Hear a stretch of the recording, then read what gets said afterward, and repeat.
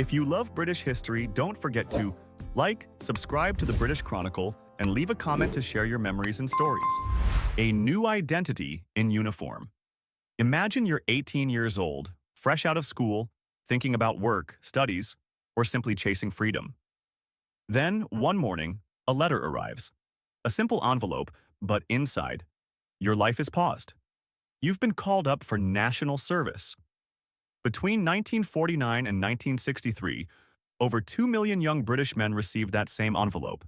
It wasn't a choice, it was a summons. And for many, it would be the first real break from their families, from the comforts of home, and from the predictability of civilian life. What did it feel like to answer that call? The transformation began even before training.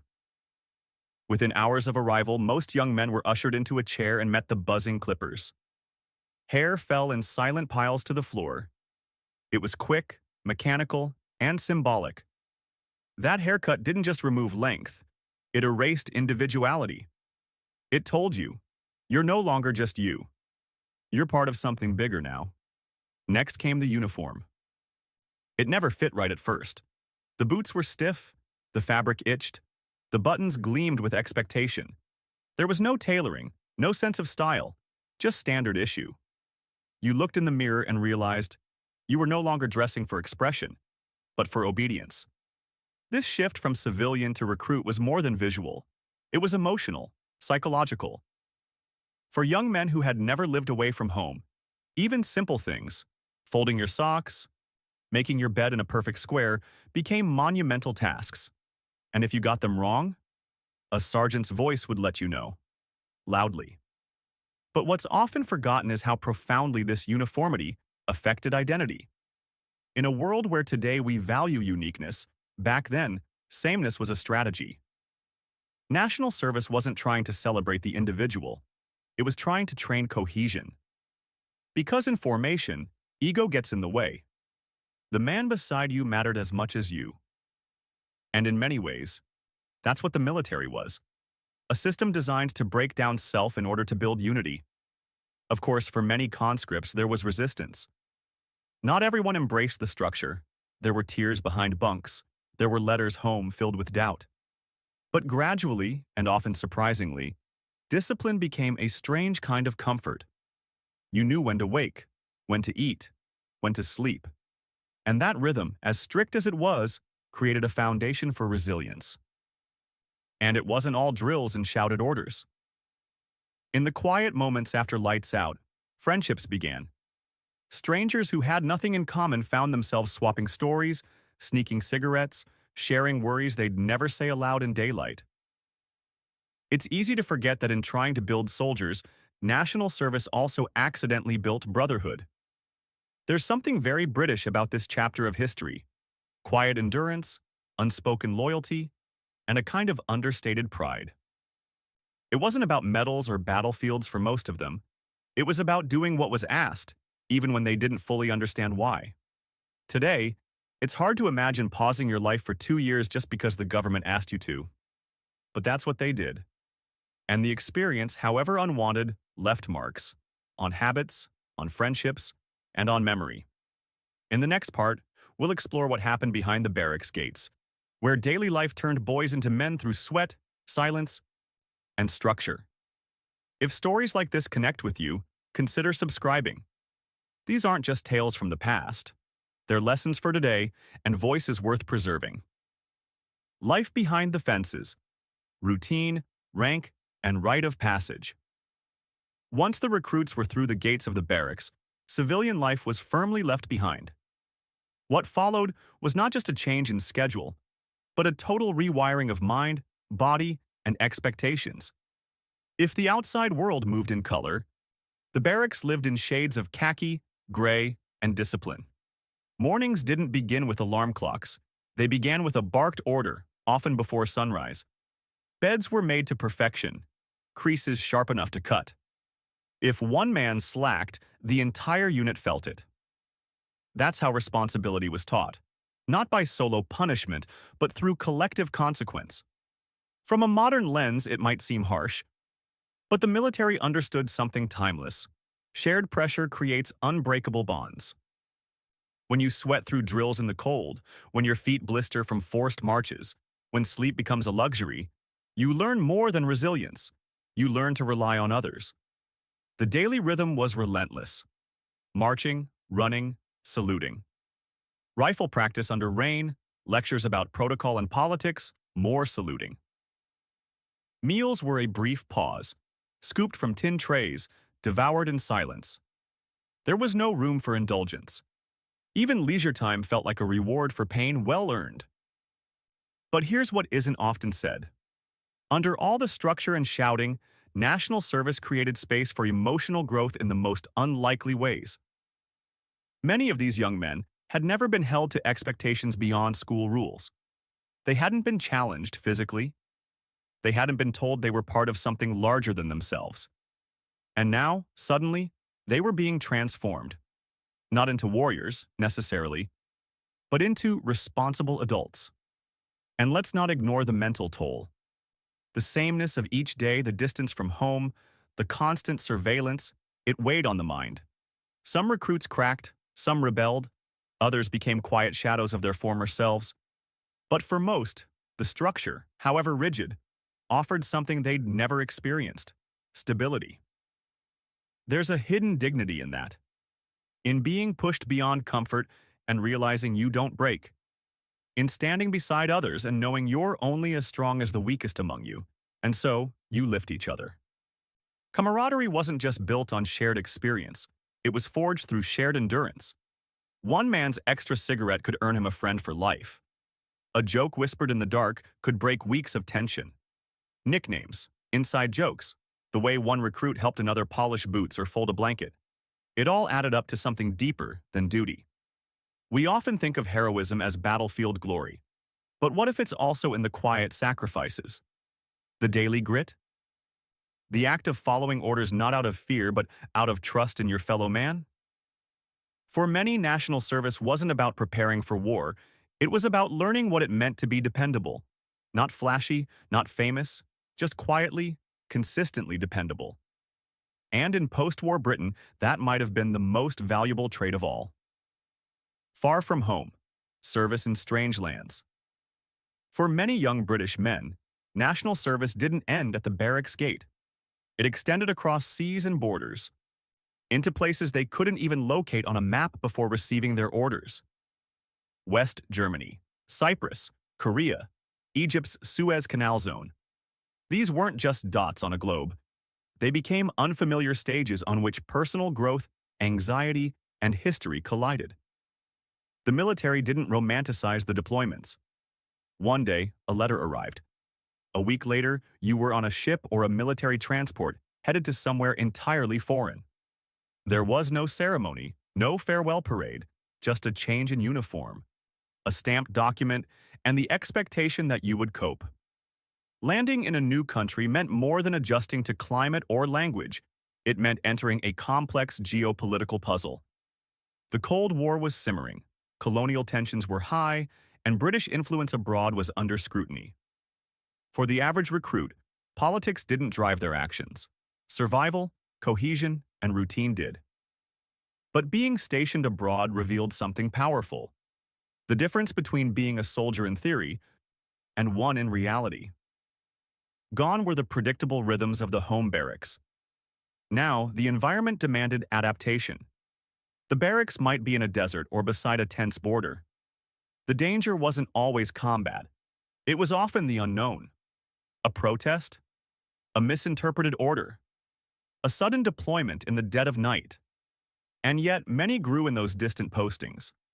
Away from home comforts, friendships deepened.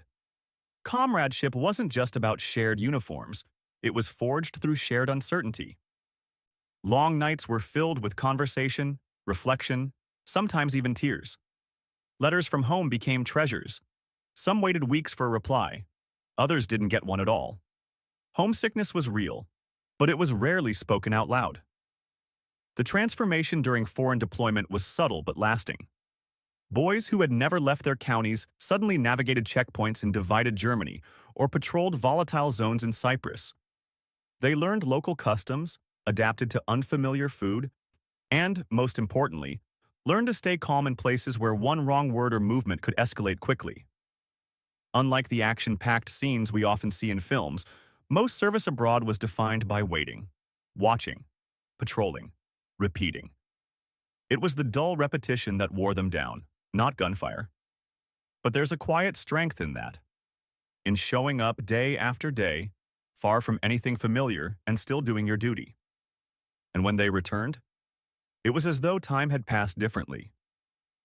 Friends back home had jobs, wives, children. The servicemen came back with stories no one quite knew how to listen to. They'd seen other countries, faced strange tensions, and had to grow up faster than expected.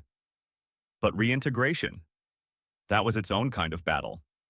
Coming home, strangers in a familiar land. Coming home should have been the easiest part of the journey. No more drills, no more shouted orders, no more foreign landscapes underfoot. Just the streets they grew up on, the familiar accents, and the waiting arms of family. But the truth? Coming home was often harder than leaving. After 2 years of discipline, conformity, and living shoulder to shoulder with strangers turned brothers, many national servicemen stepped off trains or buses and immediately felt out of place. The world they left behind had not waited. Friends had finished college, moved cities, started careers. Some even had families. And while servicemen had grown up in ways few could understand, that maturity didn't always find a place in civilian life. There was no transition program, no guidance counselor, no recognition beyond a handshake or a family meal. One day you were a soldier, the next, you were expected to find a job and fit in. But how do you explain 2 years of structured chaos to someone whose biggest challenge was passing exams? That's where the dissonance began. Imagine trying to rejoin your old life, only to discover that you didn't quite belong anymore. Your uniform was gone, but the habit stayed, making your bed with corners tight as a drum, standing too straight, speaking too little. Some found those habits helpful, many didn't. Some employers saw discipline, others saw rigidity. And when you said you'd been abroad, they asked if you had a tan. Never what it meant to sleep with your boots on because you didn't trust the quiet. Returning home wasn't just about geography, it was psychological. For many, it meant letting go of a version of themselves that had been shaped by duty, and realizing the world had no use for that version anymore. But in those quiet struggles, something else grew. Resilience. Perspective. A deeper understanding of responsibility. These young men had navigated extremes, muddy drills, foreign patrols, homesickness, and now, even in confusion, they had an anchor others lacked. Society may not have thrown parades, but service gave them a foundation no classroom could offer. And slowly, they built lives. Some returned to school with more focus than ever. Others took up trades, raised families, or went into business. The structure that once confined them became, paradoxically, their stability. A silent legacy. What service left behind? By the 1970s and 80s, national service had already become a memory. But its influence, quiet, steady, and deeply rooted, never truly left. It lingered not just in personal habits, but in the very fabric of British post-war society. Let's be clear. National service didn't just change the boys who served. It reshaped entire communities. Subtly, silently, but permanently. You could see it in the factories and construction sites, where men showed up early, respected authority, and worked as a team without needing to be told. You could feel it in classrooms where former conscripts, now teachers, brought order and routine. And at home in the way fathers taught their sons to polish shoes, stand tall, and never be late. You heard the echo of barracks discipline. In a way, national service embedded a quiet code of conduct into civilian life. Punctuality, responsibility, teamwork, and emotional restraint. Not always in the healthiest ways, but deeply consistent. It shaped a generation of men who measured respect not in words, but in reliability. Who viewed chaos as something that could always be controlled, if you just kept your boots shined and your collar straight. But it wasn't just discipline, it was identity. In a divided society, across class, region, and politics, military service gave millions of men a shared experience. Rich or poor, north or south, they had all stood in line, marched in step, and cleaned the same latrines. That shared hardship created a kind of social glue, one that bridged backgrounds, forged unlikely friendships, and made Britain, just for a moment, feel more connected. Yet the legacy wasn't all positive. For some, the rigidity of service left them emotionally walled off. It taught stoicism at the cost of vulnerability. The generation that raised the next wave of Britons often struggled to say what they felt. They had been taught to endure, not to express. Still, that endurance was its own kind of gift. One passed down not through speeches, but through example. And here's what's truly fascinating. Even among those who never served, the shadow of national service stretched long. It was in the way young boys played soldiers in the garden, or in the nostalgic glint of a grandfather's story about Korea, Cyprus, or standing watch on a cold British morning. National service faded, but it didn't vanish.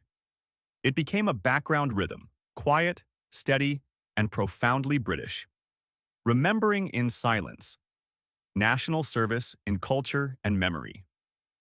As the last conscripts returned to civilian life in the early 1960s, the era of national service faded not with a bang, but with a whisper.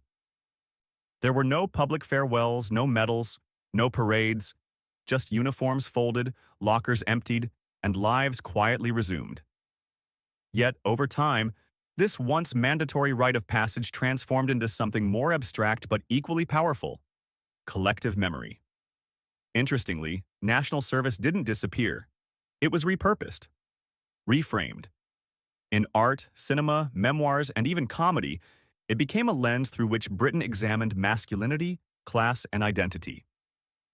Writers like David Lodge and Alan Sillitoe reflected on service with a mix of affection and critique, highlighting the absurdities of military routine, but also the unexpected solidarity it produced.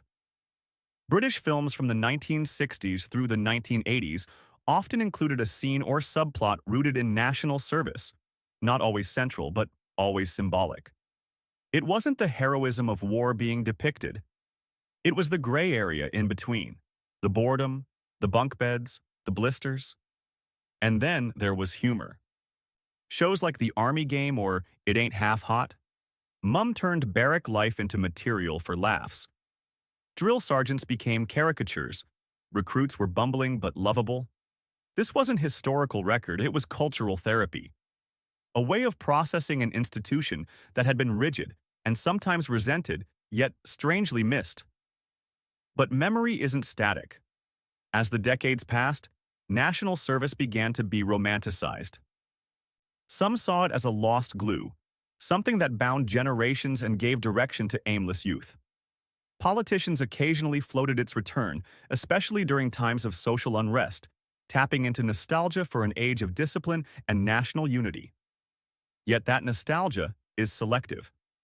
It forgets the dreams deferred, the traumas carried quietly, the young men who came back changed and out of sync with the world they re-entered. What made national service impactful wasn't just the uniform, it was the pause, the interruption, the moment when life was put on hold, and thousands of young men learned to exist inside a system they didn't choose. That kind of transformation, whether welcomed or not, leaves echoes. And those echoes, of early mornings, shouted orders, and silent friendships, still resonate. In how people walk, in how they iron their clothes, in how they speak about duty, responsibility, and what it means to be part of something bigger. We don't remember national service because it was perfect. We remember it because it mattered. And for those last boys called up, for the sons who never wanted to be soldiers but became them anyway, it remains one of the quiet pillars of Britain's post-war story. So, if these stories speak to you, if they remind you of a father, a grandfather, or a friend, subscribe to the channel. Not just to preserve history, but to honor the everyday lives behind it. Because history isn't only written in books. Sometimes it's worn on boots, folded into blankets, and whispered in barracks long after the last light's out.